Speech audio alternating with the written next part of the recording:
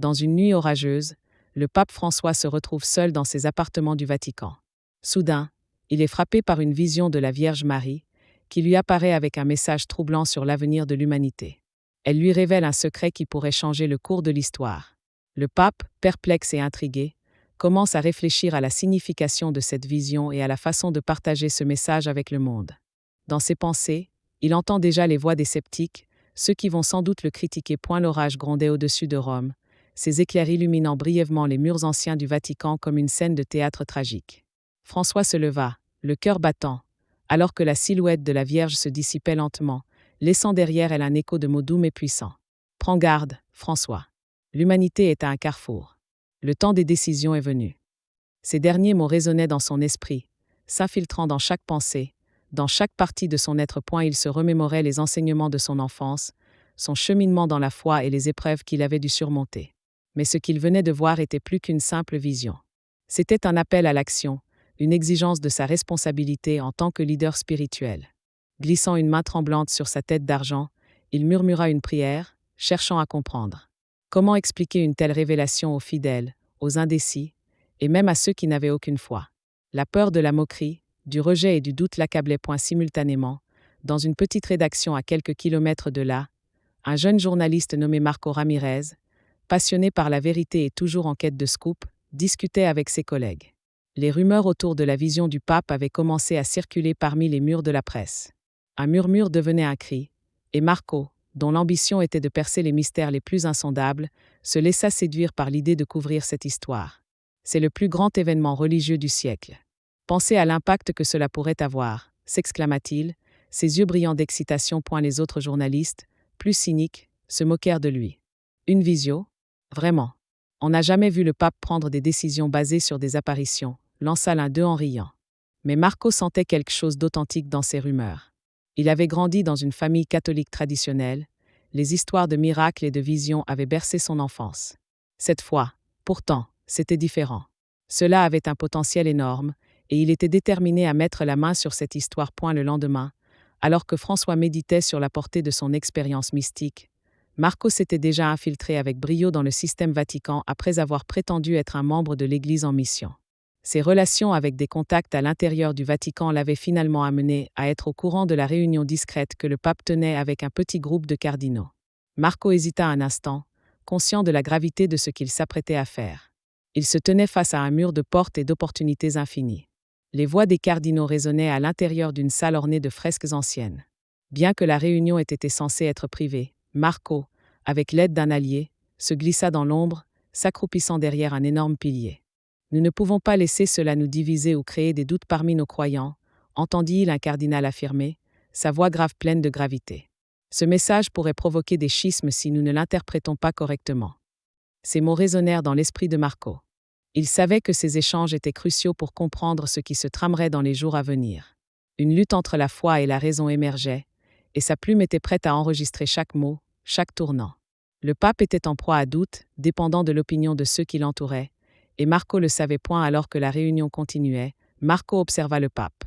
Il ressentait une humanité tremblante chez cet homme en apparence si ancré dans sa foi. Dans ses yeux, il voyait un homme qui portait le poids d'une responsabilité immense. Les sénateurs du Vatican parlaient de façon scientifique, pesant les conséquences d'un message qui pourrait bouleverser des siècles de tradition. Le pape, après de nombreuses heures de discussion, finit par se lever, ses mains tremblantes. « Chers amis, commença-t-il avec une voix qui trahissait son anxiété, nous avons le devoir de conduire les âmes vers la lumière et non vers la confusion.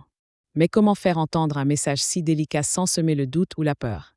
La trahison de ce que nous sommes comme Église pourrait être calamiteuse. » Au fur et à mesure que les minutes s'égrenaient, Marco tenta de capter chaque détail. Il était plus qu'un simple témoin.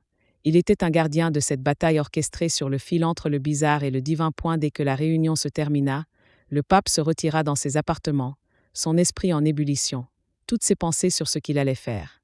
Marco, quant à lui, courut le long des couloirs, cherchant à recueillir des indices, des fragments de ce secret qui risquait de changer complètement la perception du monde sur la doctrine chrétienne.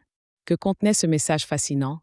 Les heures passèrent alors que Marco explorait le Vatican, rencontrant des sources anonymes, pressant des amis d'enfance et des connaissances pour obtenir le moindre indice. Finalement, lors d'une de ces rencontres inattendues, Un prêtre âgé mentionna une ancienne prophétie concernant une vision divine qui aurait un impact symbolique sur le destin des hommes. Marco se rendit compte qu'il tentait de relier des fils qui, jusqu'alors, lui paraissaient disjoints. Il devait creuser davantage. Ses recherches le conduisirent vers des écrits anciens et des tomes sacrés oubliés. À chaque étape prise, Marco devenait plus confiant, mais la peur et le risque restaient omniprésents. Il savait que toucher à des choses aussi délicates pouvait amener du scandale, voire des menaces. Pendant ce temps, au Vatican, le pape peinait à choisir un chemin à suivre. L'ambivalence du Saint-Siège contrastait avec l'urgence que lui avait décrite la Vierge.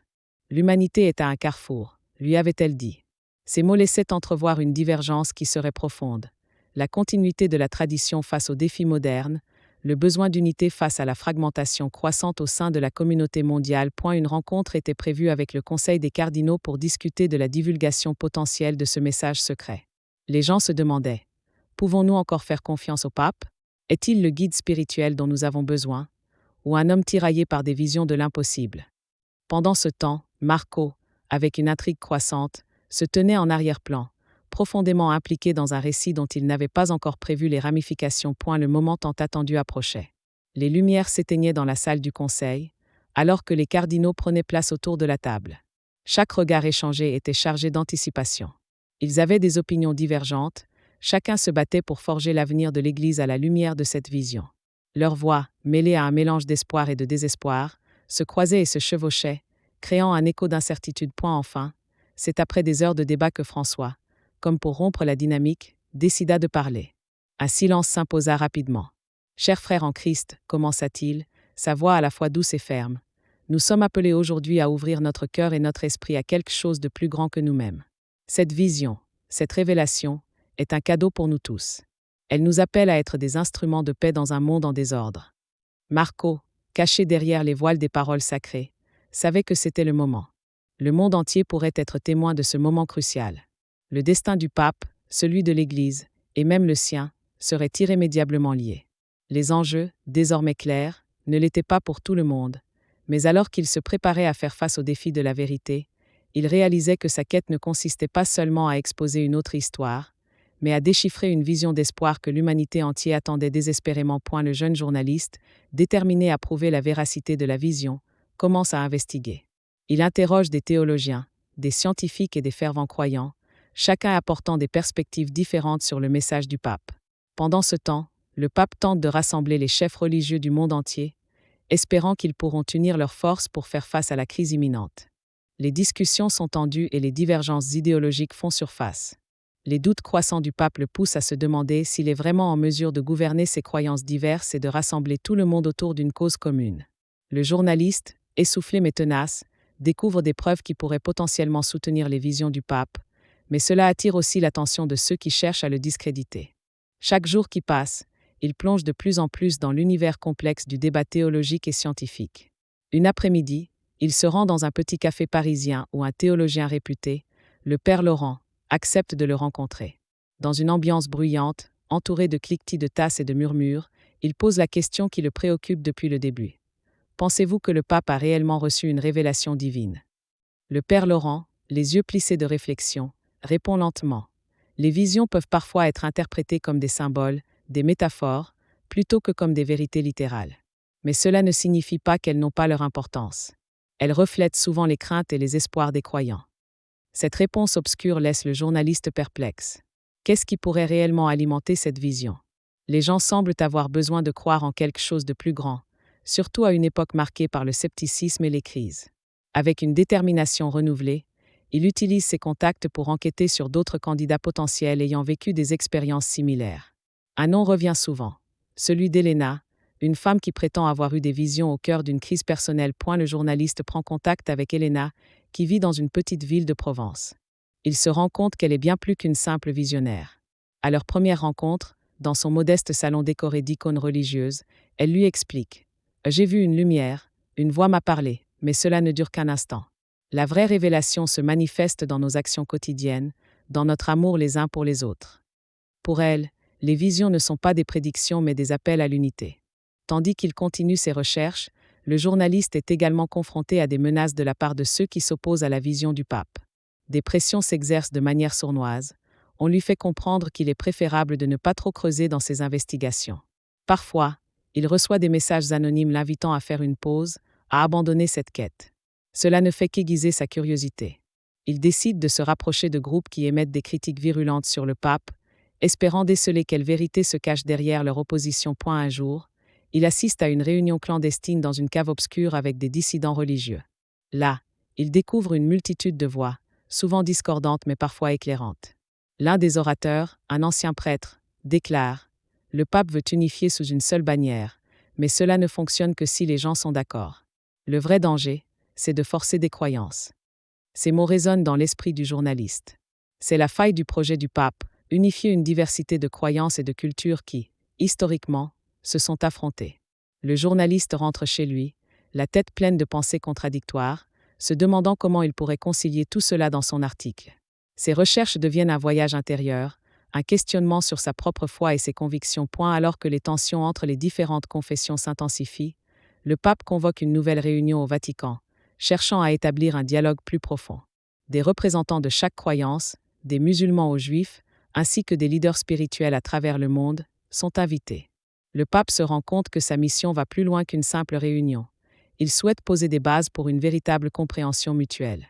Pendant les préparatifs, il s'interroge sur son rôle. Doit-il être un leader, un médiateur ou un simple serviteur de la foi?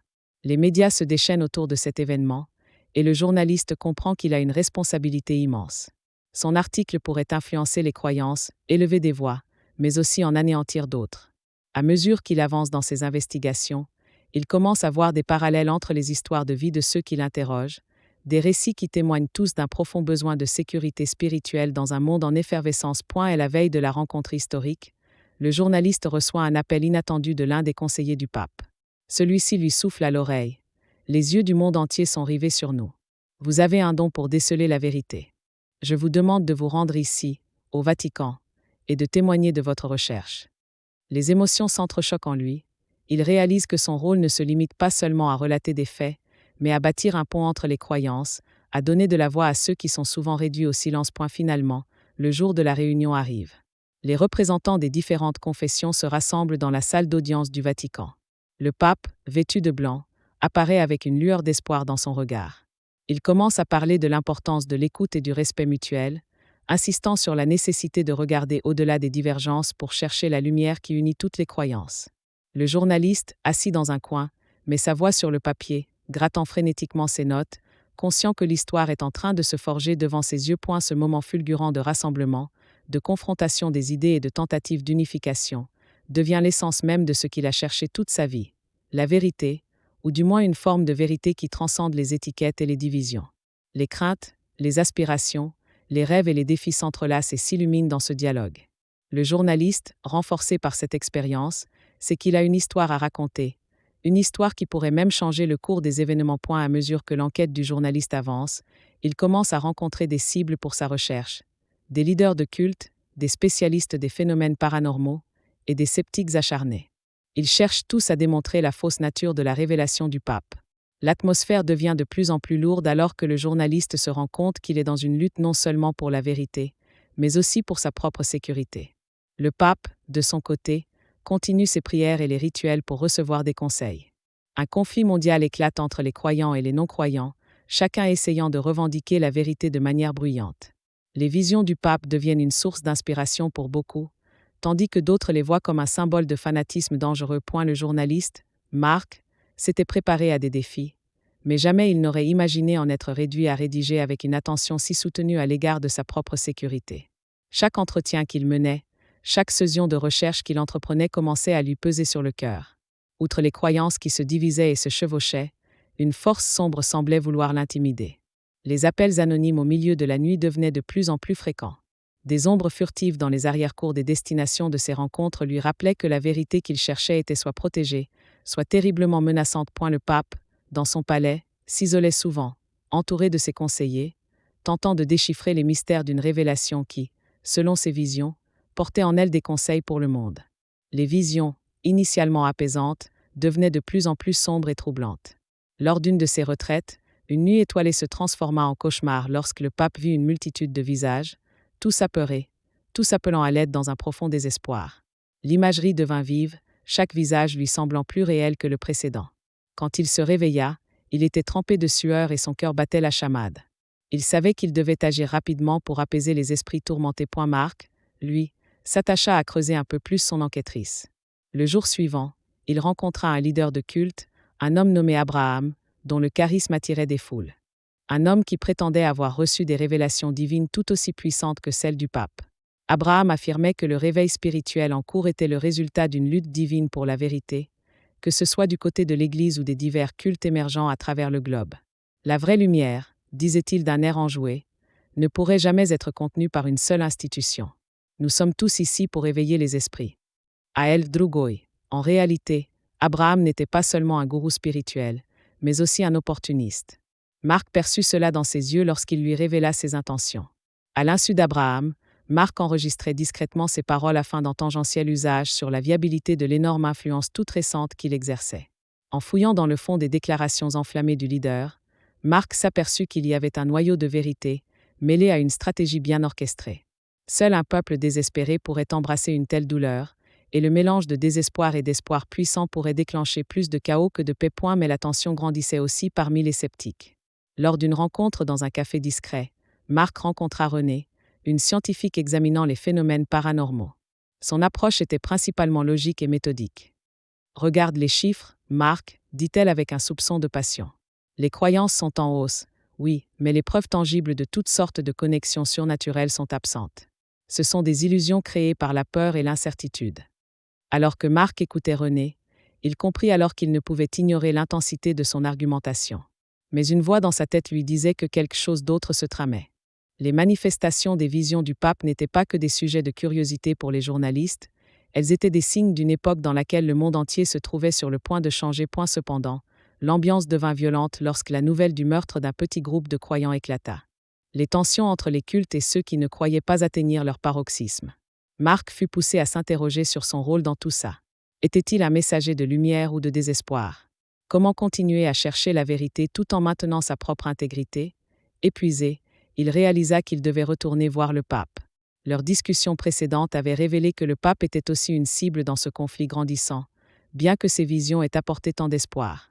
Chaque rencontre avec le pape lui donnait l'impression d'être à la lisière d'une révélation plus profonde, une compréhension nouvelle qui pourrait éclairer ses incertitudes. Le lendemain de la réunion avec Renée, des rumeurs sur une proposition de paix entre les cultes et l'Église commencèrent à circuler. Le pape, soutenu par quelques leaders religieux influents, cherchait à rassembler les factions divisées autour d'une table de négociation. Marc obtenait une place clé pour relater les événements. Mais au fond, il savait que cette paix n'était qu'un rêve fragile, suspendu à la merci des antagonismes toujours présents. Quand Marc entra dans les appartements du pape, une odeur d'encens remplissait l'air. Le pape, le regard brillant mais inquiet, révélait qu'il avait eu une nouvelle vision. Le monde est au bord de quelque chose de grand, mais beaucoup ne pourront pas supporter la vérité qui s'en approche. Si nous ne trouvons pas un moyen de les guider, ils sombreront dans le chaos. Ces paroles résonnaient étrangement avec ce que Marc venait d'observer dans sa propre enquête. L'émergence de la peur, le refus d'accepter des vérités dérangeantes, conduisait lentement l'humanité à un carrefour. Soudain, il prit conscience que sa propre recherche n'était pas qu'une simple quête personnelle, elle était intégrée dans une expression collective de désir désespéré de vérité. Alors que les croyants se levaient, brandissant des pancartes glorifiant les visions, et que les sceptiques tentaient de rappeler le peuple à la raison, Marc savait qu'il devait profiter de cette occasion, de cette dualité pour faire éclater la vérité dans tous ses éclats. Mais à quel prix? Les tensions palpables culminaient, fomentant une explosion d'énergie qui pourrait très bien avaler les deux camps. Les vies, les croyances, l'espoir, tout était en jeu. Le sort du monde tenait dans un équilibre fragile, et au milieu de ce tumulte, une seule question résonnait dans l'esprit de Marc. Quelle était la véritable nature de la réalité qu'il avait tant recherchée? Tomber dans les bras d'une foi aveugle, se défier des dogmes établis, ou se tenir en équilibre précaire sur la lisière de l'objectivité? Alors que la tension atteint son paroxysme, le pape convoque une grande réunion mondiale pour discuter des implications de sa vision. Des représentants de diverses religions et philosophies sont présents, et chacun doit présenter son point de vue sur la question de la foi, des miracles et de l'avenir de l'humanité selon leurs croyances. Le journaliste assiste à cette réunion avec l'espoir d'obtenir des révélations encore plus profondes. Au fur et à mesure que le débat s'intensifie, des événements inexplicables commencent à se produire autour d'eux, témoignant de l'intervention divine. Des signes miraculeux émergent, confondant les sceptiques et renforçant la foi de certains. Ce climax amène des révélations et des tensions inexplorées à la surface. Dans la salle de conférence du Vatican, l'atmosphère était chargée d'électricité. Les murs ornés d'art sacré semblaient vibrer en harmonie avec les pensées conflictuelles qui se bousculaient dans l'esprit de chaque participant. Le pape, entouré de conseillers et d'experts, regardait chaque orateur avec une attente silencieuse. Il savait que les enjeux étaient énormes, non seulement pour lui-même, mais pour l'avenir de la foi et de l'humanité tout entière. Le premier à prendre la parole fut un rabbin, qui, les mains tremblantes, exprima son inquiétude face à l'augmentation de l'intolérance dans le monde. La foi doit être un pont, un moyen d'unir les gens, et non de les diviser, déclara-t-il d'une voix forte. Les miracles, selon notre tradition, ne sont pas seulement des manifestations divines. Ils sont également des appels à l'action, des incitations à guérir le monde. Un imam intervint alors, apportant une perspective différente. Absolument, cher ami. Cependant, nous devons aussi reconnaître que les miracles ne s'opèrent pas toujours de manière spectaculaire. Parfois, ils se présentent sous la forme de petites actions de bonté, de compréhension et de pardon. C'est dans ces gestes que réside le véritable message divin. Le journaliste se mit à prendre des notes, fasciné par la passion qui animait le débat. Il pouvait sentir l'intensité des émotions, alors que les oppositions émergeaient. La siècle des Lumières, les doctrines modernes, tout cela était mis à l'épreuve. Et pendant que chaque représentant débattait de sa vision, une lueur étrange commença à danser dans l'angle de la salle. Cela passa inaperçu au début, mais au fur et à mesure que les discussions s'intensifiaient, la lumière prenait des formes plus définies, comme si elle répondait aux émotions ambiantes. Certains participants s'arrêtèrent pour jeter un coup d'œil, leur visage marqué par la surprise. Le pape, bien qu'accaparé par les discours, ne manqua pas de relever l'étrange phénomène. Continuons, dit-il, sa voix à la fois ferme et réconfortante. Aujourd'hui, nous avons besoin de compréhension, non de séparation. Mais l'étrange spectacle ne cessait de croître. Des murmures commencèrent à envahir la salle, tandis que des formes semblaient se concrétiser dans la lumière, évoquant des figures emblématiques des différentes religions présentes. Les silhouettes apaisantes de saints, de sages, de prophètes, semblaient communiquer un message silencieux à toutes les âmes réunies. Soudain, une voix forte se fit entendre. C'était une jeune femme, une athée convaincue, qui avait été invitée pour apporter une perspective plus critique. Que signifie tout cela? Ces illusions de lumière? Sont-elles là pour apaiser nos doutes? Demanda-t-elle, l'incrédulité dans ses yeux. Peut-on réellement parler de miracle lorsque nous vivons dans un monde régi par des lois physiques? Une tension palpable enveloppa la salle. Les croyants et les sceptiques se regardaient, et l'air était chargé d'une attente anxieuse. La femme, bien que respectueuse, avait mis le doigt sur une plaie béante dans la croyance contemporaine, celle de la foi face à la science. Le silence qui suivit sa déclaration était presque étouffant, et le pape reprit la parole, la déclaration de l'athée résonnant encore dans les esprits. La foi et la science ne s'opposent pas nécessairement. Elles peuvent coexister. Les miracles ne sont pas toujours contraires aux lois naturelles. Parfois, ils se produisent en réponse à la spirituelle aspiration de chacun. Il marqua une pause, épousseta le micro avec ses doigts. Regardez autour de vous, mes frères et sœurs. Que sont ces lumières, si ce n'est l'expression de notre quête commune de compréhension? Que sont ces manifestations autres que le reflet de nos espoirs et de nos craintes? La lumière scintillante dans la pièce grandissait encore, formant un cercle lumineux au-dessus de la table de réunion. Tous les yeux étaient fixés dessus, fascinés. Les sceptiques, bien que peu convaincus, ne pouvaient pas ignorer l'étrangeté de la situation. Un pasteur noir prit la parole, le visage rayonnant d'espoir. Je vois cela comme une promesse, un souvenir des nombreux miracles que nous avons endurés dans nos vies. La souffrance peut engendrer la foi, et vice-versa. Ces lumières nous rappellent que même au sein du désespoir, il existe toujours une possibilité de rédemption. Les discussions reprirent, mais elles étaient maintenant imprégnées d'une nouvelle énergie, d'une résonance presque spirituelle. Les participants, inspirés par les paroles du pasteur et par le phénomène incroyable qui se déroulait devant eux, s'engagèrent dans un dialogue plus profond, explorant non seulement leurs différences, mais aussi leurs similarités. À eu loin, quelque chose d'extraordinaire se produisit. Une main délicate, semblant émerger de la lumière, caressa doucement l'air, mélangeant chaleur et douceur. Le journaliste, captivé par cette scène, sentit son souffle se couper. De nombreuses personnes, pleines de curiosité, s'avancèrent vers cette lumière, ne comprenant pas qu'elle déterrait en elle-même des intentions profondes, leur humanité essentielle. Les échanges devinrent alors moins intellectuels et plus émotionnels.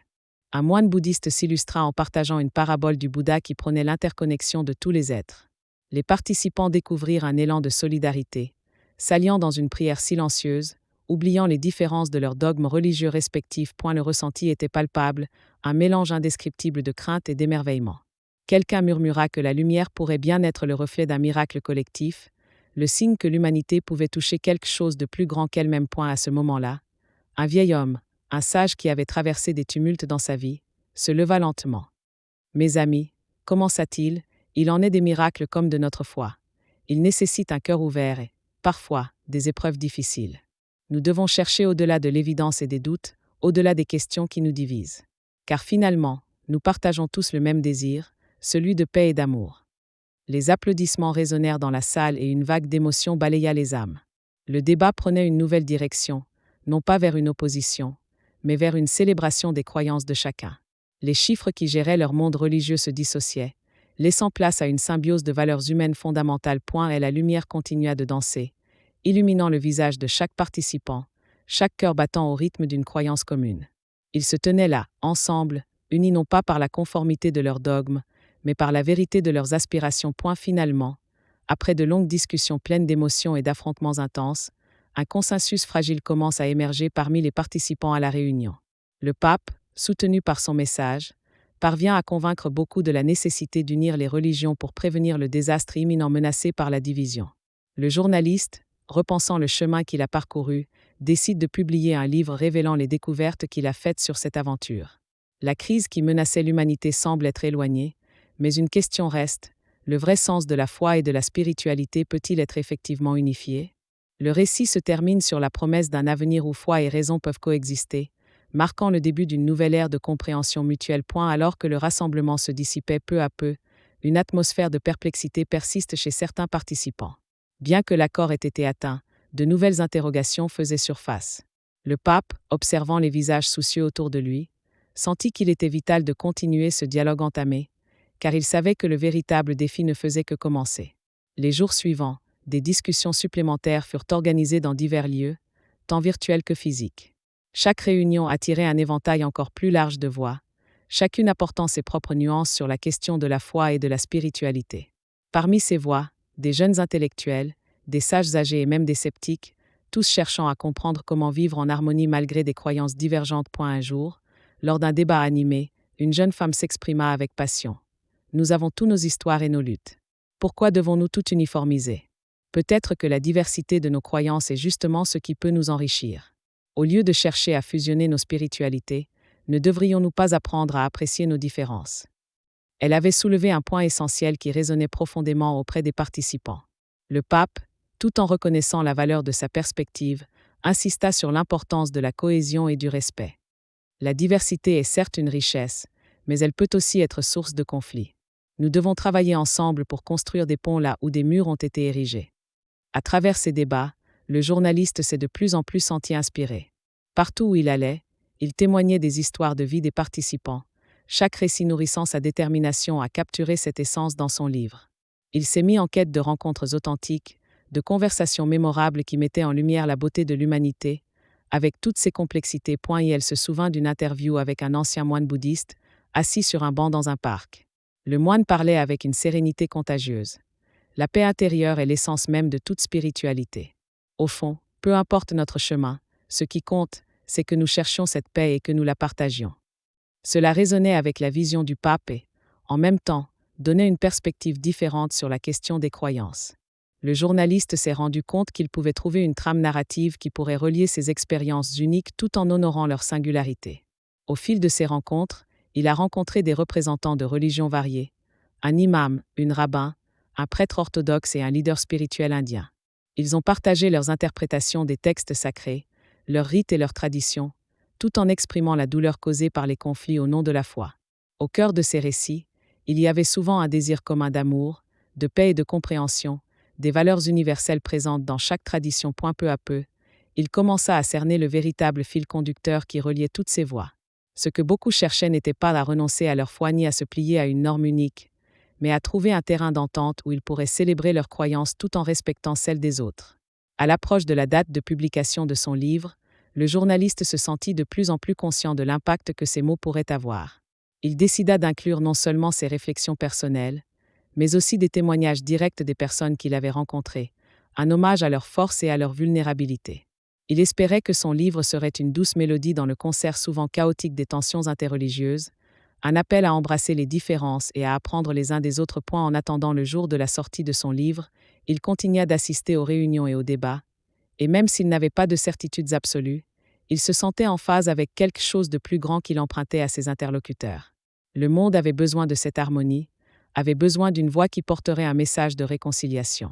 Finalement, lorsque le jour de la publication arriva, il organisa un événement dans une grande salle, invitant tous ceux qui avaient pris part à cette aventure. La salle était remplie, et chacun ressentait une vague d'anticipation palpable.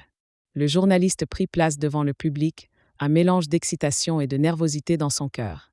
« Ce livre n'est pas seulement le fruit de ma recherche, commença-t-il, mais il est le reflet d'histoire, de lutte et d'espoir. J'y mets en avant la beauté et la complexité de nos différentes croyances, mais aussi l'urgence de notre quête commune de paix. » Il marqua une pause, observant l'assemblée, puis il s'avança davantage. « Nous ne sommes pas ici pour supprimer nos différences, mais pour les célébrer, pour découvrir comment nous pouvons marcher ensemble, main dans la main, vers un avenir d'harmonie. Peu importe d'où nous venons, nous avons tous une pièce de ce grand puzzle qu'est l'humanité. » Le public était captivé, et des applaudissements chaleureux résonnèrent dans la salle. Dans ce moment, il sut que son message avait trouvé un écho. Sur le chemin de la compréhension mutuelle, il avait découvert que la recherche de la paix ne se traduisait pas simplement par des accords, mais par la volonté de s'écouter et d'apprendre les uns des autres. Les semaines suivantes, le livre devint un succès, atteignant des lecteurs bien au-delà de ce qu'il avait imaginé. Des groupes de discussion se formèrent autour de ses idées, des ateliers de dialogue interreligieux surgirent, et des voix qui avaient longtemps été silencieuses commencèrent à se faire entendre.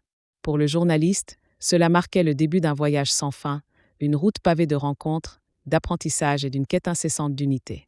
Les graines qu'il avait semées au sein de cette réunion fragile fleurissaient lentement, et il se sentait honoré de faire partie de cette œuvre collective. Assis, dans les méandres de l'existence humaine, là où les croyances et les doutes s'entrelacent, une lumière d'espoir brillait, promettant un avenir où la foi et la raison pourraient se tendre la main, ouvrant la voie à une nouvelle ère de compréhension mutuelle.